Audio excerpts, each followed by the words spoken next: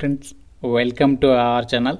SSC నుంచి అఫీషియల్గా intermediate అలాగే డిప్లొమా పాస్ అయినటువంటి వాళ్ళకి ప్రభుత్వ సంస్థల్లో ఖాళీగా ఉన్నటువంటి క్లర్క్ లెవెల్ ఉద్యోగాలకి 3000కి పైగా పోస్టులతో నోటిఫికేషన్ అనేది రిలీజ్ చేసినటువంటి విషయం మీకు తెలిసిందే.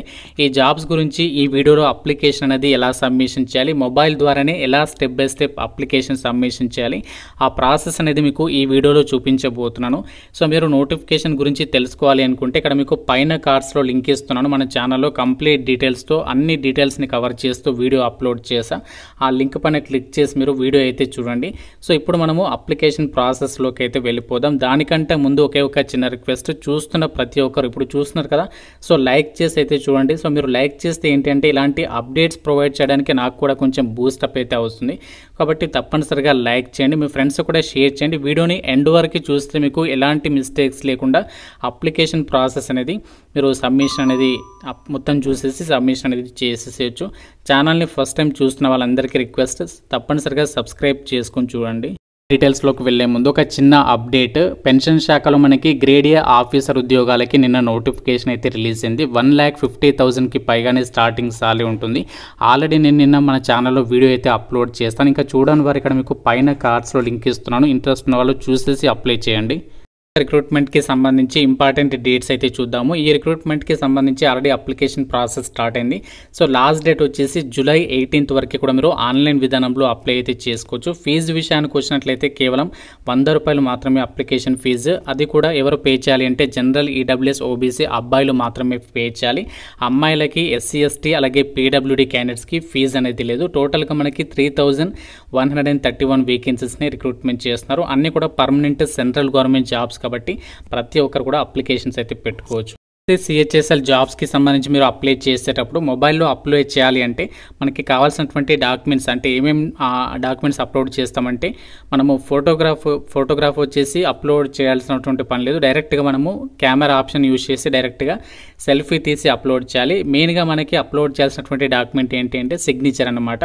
సో మీరు ఒక ప్లెయిన్ వైట్ పేపర్ అంటే A4 సైజ్ పేపర్ తీసుకోండి. అందులో మీరు ఎక్కడైనా మీ సిగ్నేచర్ పెట్టండి. సో పెట్టేసి దాన్ని మీరు క్రాప్ చేసేసుకొని మీరు మొబైల్లో సేవ్ చేసుకోండి. ఆ ఫైల్ని ఏంటంటే సో మీరు ఇక్కడ నేను వెబ్సైట్ చెప్తాను, iamresizer.com. ఇందులోకి వచ్చేసేయండి. వచ్చేసిన తర్వాత ఇక్కడ మీకు కొంచెం కిందికి వచ్చిన తర్వాత ఇక్కడ యూనిట్ అని చెప్పేసి ఉంటుంది. సో ఇక్కడ యూనిట్ అని చెప్పేసి ఉంది కదా, సో దీనిపైన క్లిక్ చేసి CM అంటే సెంటీమీటర్స్ అని చెప్పేసి పెట్టండి. తర్వాత ఇక్కడ మీకు విడ్త్ అలాగే హైట్ అని చెప్పేసి ఉంటాయి. సో ఇక్కడ విడ్త్ వచ్చేసి 6 సెంటీమీటర్స్ అంటే విడ్త్ అంటే ఇదనమాట.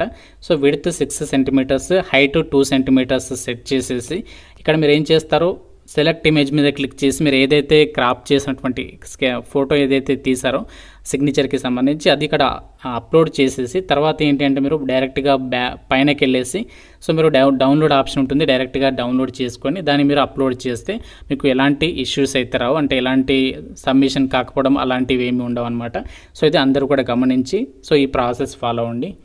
మీరు యొక్క జాబ్స్కి సంబంధించి అప్లై చేయడానికి ssc.gov.inకి సంబంధించినటువంటి వెబ్సైట్లోకి అయితే వచ్చేసేయండి.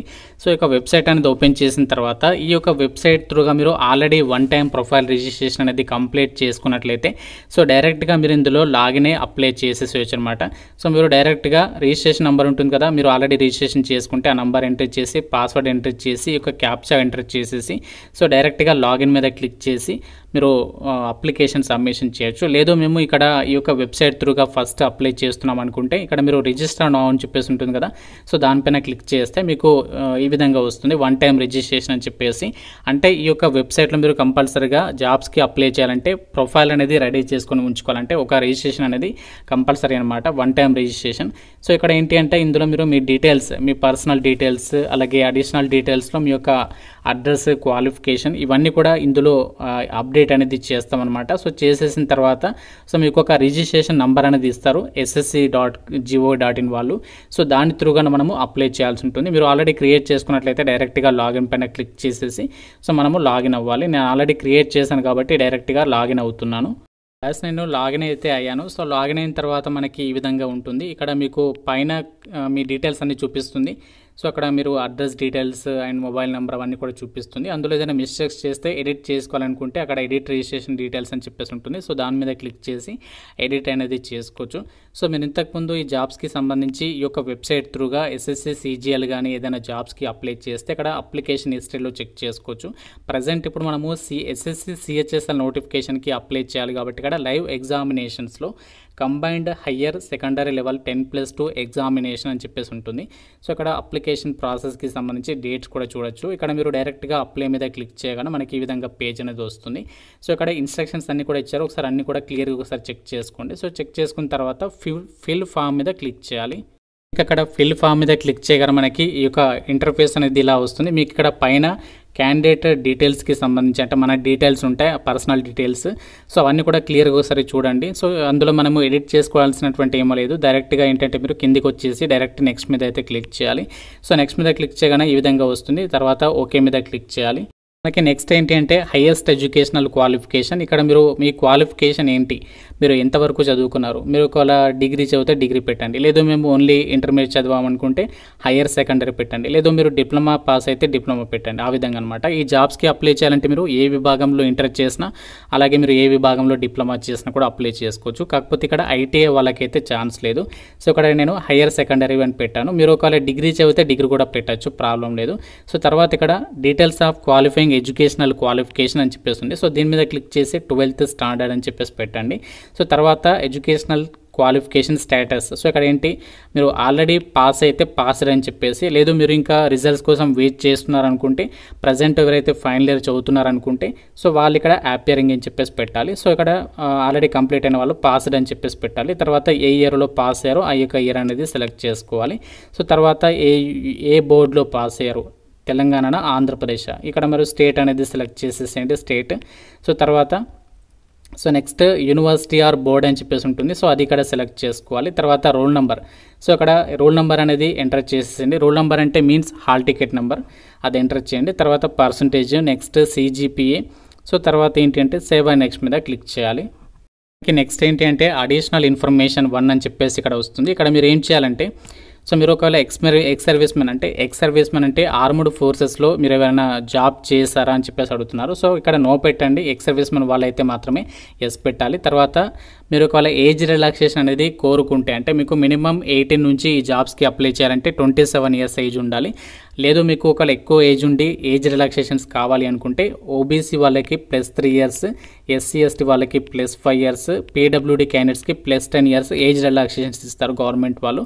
సో మీరు ఒకవేళ ఏజ్ లిమిట్ అనేది క్రాస్ అయ్యి ఏజ్ రిలాక్సేషన్స్ కోరుకుంటే ఎస్ పెట్టండి, లేకుంటే నో పెడితే సరిపోతుంది. సో తర్వాత ఏంటి అంటే do you want to make your ఇది ఎస్ అని చెప్పేసి పెట్టేసి డైరెక్ట్గా సేవ్ అండ్ నెక్స్ట్ మీద క్లిక్ చేసేసేయండి. నెక్స్ట్ ఏంటి అంటే అడిషనల్ ఇన్ఫర్మేషన్ 2. ఇందులో ఏంటి అంటే ఎగ్జామినేషన్ సెంటర్స్ ప్రిఫరెన్స్గా పెట్టుకోవాలి. 3 ఆప్షన్స్ ఇస్తారు మనకి. సో ఫస్ట్ ఏంటి అంటే మీ దగ్గరలో ఉన్న సెంటర్ అనేది సెలెక్ట్ చేసుకోండి. ఇక్కడ నేను SR కిందికి వచ్చేసేయండి. ఇక్కడ SR అంటే సదరన్ రీజియన్, మన సదరన్ రీజియన్లో. సో నాకు దగ్గర ఏది అంటే హైదరాబాద్ కాబట్టి ఇక్కడ నేను హైదరాబాద్ అని చెప్పేసి పెట్టుకుంటున్నాను. తర్వాత నేను కరీంనగర్ పెడతాను.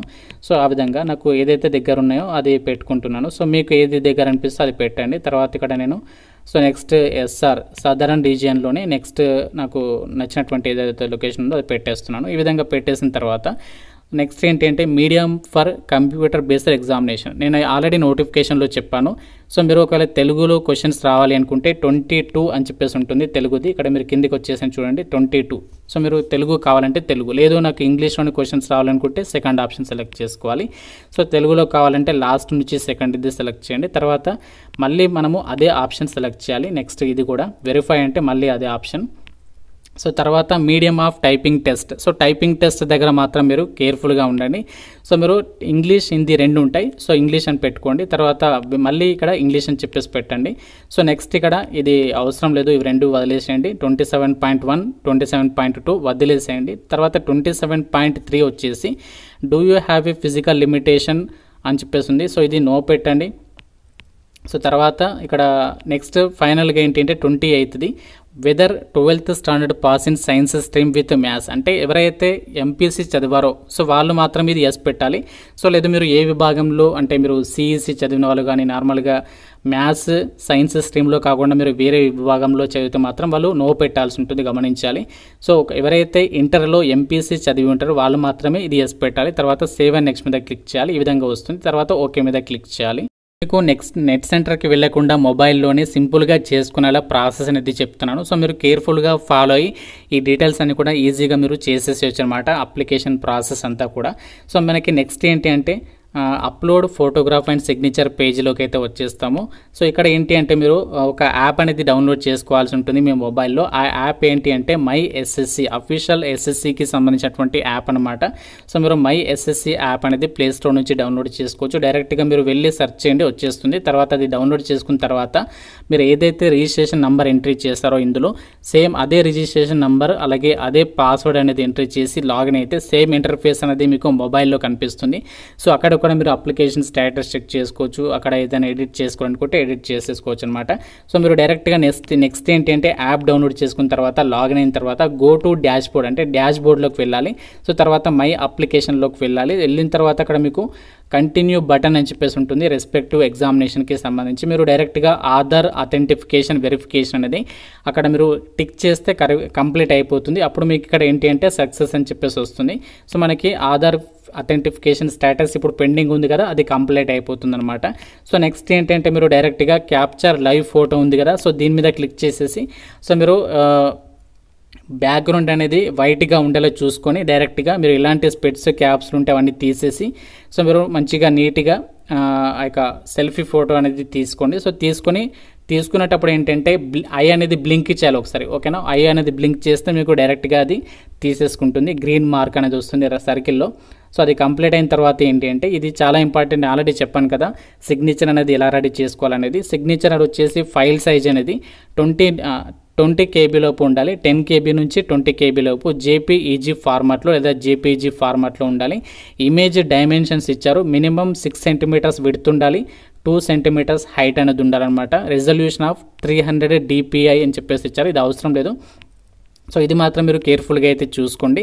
సో అంతా కూడా పర్ఫెక్ట్గా వచ్చేలా సిగ్నేచర్ అనేది రెడీ చేసుకొని ఇక్కడ డైరెక్ట్గా అప్లోడ్ సిగ్నేచర్ మీద క్లిక్ చేసేసి సేవ్ అండ్ నెక్స్ట్ మీద క్లిక్ చేయాలి. సో సేవ్ అండ్ నెక్స్ట్ మీద క్లిక్ చేసిన తర్వాత ఏంటి అంటే మీకు డైరెక్ట్గా నెక్స్ట్ ఏంటి అంటే ప్రివ్యూ ఫామ్ అంటే ఏంటి అంటే మీరు అప్లికేషన్ ఫైనల్ సబ్మిషన్ చేసే ముందు సో మీరు ఏదైతే డీటెయిల్స్ ఇచ్చారో అన్నీ కూడా చూపిస్తుంది అనమాట. ఇప్పటివరకు ఏదైతే డీటెయిల్స్ ఇచ్చారో సో అన్నీ కూడా పర్ఫెక్ట్గా ఉన్నాయి అని చెప్పేసి అనుకుంటే డైరెక్ట్గా సబ్మిషన్ చేసేసేయాలి. సో సబ్మిషన్ చేసేసిన తర్వాత ఫీ పేమెంట్కి సంబంధించి పేజ్ ఓపెన్ అవుతుంది. ఎవరైతే ఫీ ఉందో ఎలిజిబిలిటీ ఉందో ఫీకి సంబంధించి అమ్మాయిలకి అలాగే SC ST PWD వాళ్ళకి డైరెక్ట్గా సబ్మిట్ అయిపోతుంది. సో అబ్బాయిలకి మాత్రమే ఓబీసీ జనరల్ ఈడబ్ల్యూఎస్ అభ్యర్థులకు మాత్రమే ఫీ అనేది పే చేయాల్సి ఉంటుంది. సో వాళ్ళు డైరెక్ట్గా ఫీ పేమెంట్ చేసేసి సబ్మిషన్ చేస్తే సరిపోతుంది. ఇలా మీరు సింపుల్గా మీరు ఇక్కడికి నెట్ సెంటర్కి వెళ్ళకుండా ఇక్కడికి మీ సేవకి వెళ్ళకుండా అప్లికేషన్ అనేది సబ్మిషన్ అనేది చేసేసేయచ్చు. మీకు క్లియర్గా అర్థమైంది అని చెప్పేసి అనుకుంటున్నాను. సో అర్థమైనటువంటి వాళ్ళు తప్పనిసరిగా నాకు అర్థమైంది బ్రో అని చెప్పేసి కామెంట్ అయితే చేయండి. మనకి ssc.gov.inకి సంబంధించినటువంటి వెబ్సైట్ త్రూగానే మనము ఈ యొక్క SSC CHSLకి సంబంధించినటువంటి జాబ్స్కి ఈజీగా ఇలా మీరు అప్లికేషన్ అనేది సబ్మిషన్ అనేది చేసేసేయచ్చు. ఇక్కడ నుంచి మీరు నోటిఫికేషన్ కూడా డౌన్లోడ్ చేసుకోవచ్చు. ఇక్కడ అప్లై ప్రాసెస్కి సంబంధించి అన్ని డీటెయిల్స్ ఉంటాయి. ఇంకా మీరు కిందికి స్క్రోల్ చేస్తే ఇక్కడ డైరెక్ట్గా అప్లై అని చెప్పేసి ఉంటుంది. సో డైరెక్ట్ దాని మీద క్లిక్ చేసేసి సో మీరు ఏ జాబ్స్కి సంబంధించి అప్లై చేయాలనుకుంటే ఆ జాబ్స్కి అయితే అప్లై చేయొచ్చు. ఇంకా మనకి CGLకి సంబంధించి ఇవన్నీ కూడా మనకి ప్రజెంట్ నోటిఫికేషన్స్ అనేవి అవైలబుల్ ఉన్నాయి. వాటికి మీకు క్వాలిఫికేషన్స్ వాటి కూడా అప్లికేషన్స్ అయితే పెట్టుకోండి. సో మీరు ఎన్ని నోటిఫికేషన్స్కైనా అప్లై చేయొచ్చు, ఎలాంటి కండిషన్స్ అయితే లేవు. ఆల్ ఇండియన్ సిటిజన్స్ అందరూ కూడా అప్లై అయితే చేసుకోవచ్చు. మన సొంత రాష్ట్రాల్లో మీ సొంత రాష్ట్రాలకి దగ్గరలోనే మీకు ప్రభుత్వ సంస్థల్లో మంత్రిత్వ కార్యాలయాల్లో మీకు సెంట్రల్ గవర్నమెంట్ జాబ్స్కి సంబంధించినటువంటి నోటిఫికేషన్ అనమాట. సో ఇది మీకు అప్లికేషన్ ప్రాసెస్కి సంబంధించి వీడియో. ఇలాంటి అప్డేట్స్ ఇంకా మీరు మరిన్ని కావాలంటే తప్పనిసరిగా రెగ్యులర్గా అయితే ఫాలో అవ్వండి. ఛానల్ని సబ్స్క్రైబ్ చేసుకోండి. వీడియోని లైక్ చేసి మీ ఫ్రెండ్స్ కూడా డెఫినెట్గా అయితే షేర్ చేయడం అయితే మర్చిపోవద్దు. ఛానల్ని సబ్స్క్రైబ్ చేసుకోండి. Thank you so much guys.